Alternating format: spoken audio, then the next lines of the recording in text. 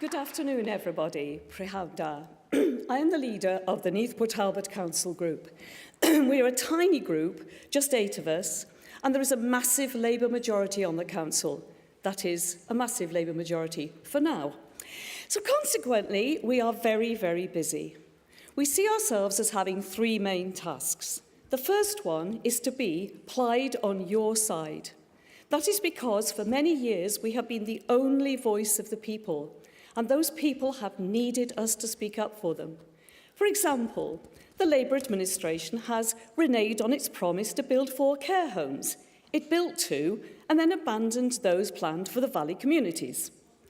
The Labour administration has closed primary schools, and thus preventing 3-year-olds to be able to access nursery, because of course there's no buses.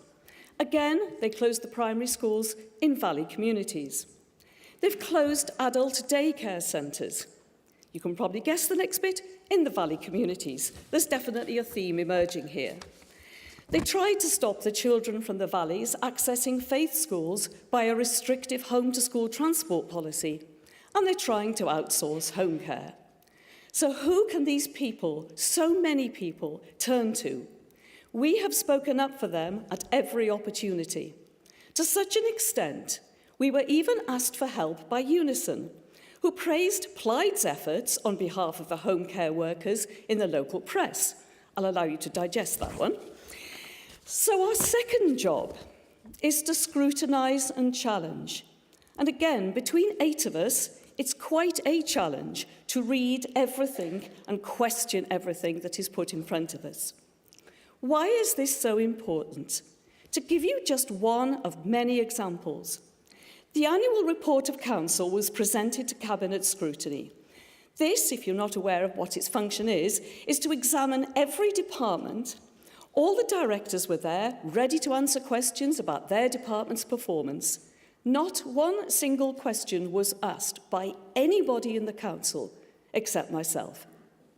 If I had been delayed on the M4, the whole report would have gone through unquestioned. So I wrote to the press. I commented on the arrogant complacency of the ruling group. The annual report was then presented to Council. You would think by then they'd got the message. No, still no questions except by Plaid. So if we did not exist, this Council would be completely and totally unchallenged. So our third job is to suggest alternatives. For example, in this year's budget was included cutting the school budgets across the board by 0.5%, reducing funding for Kevin Coyd Mining Museum, and reducing the funding for Pontedour Arts Centre. The Council found it had £17 million in reserves, but had only expected to have £16 million. Now, this is not rocket science. I'm not brilliant at maths, but even I could see that there was an extra £1 million, and that this £1 million could be used to protect the schools, to protect our historical heritage, to protect our culture, and to protect frontline services. Now, when I was putting this proposal to Council, it's important that you understand that 1/3 of the ruling party is either retiring or has been deselected. So I looked round the Council chamber and I invited them to vote with their hearts to defy the whip. You can probably guess the next bit. Neither Labour nor even the so-called independents would support this sensible, forward-thinking, well-costed budget proposal. So, 8 of us out of a group of 64. What can we achieve? It's not easy at county council level. One lady observing in the gallery, watching me challenging the home-to-school transport policy, said, "I don't know how you do it, Lynette. It's like chipping away at a boulder with a nail file." And I replied, "Yes, but if we do not chip away at this boulder, it will roll over us and carry on in its merry way and totally ignore us." So our only option is to lobby, to object, and to make thorough nuisances of ourselves. I quite enjoy that bit. So what did we achieve? The budget originally proposed cutting the special educational needs by £50,000. We went to press and opposed it.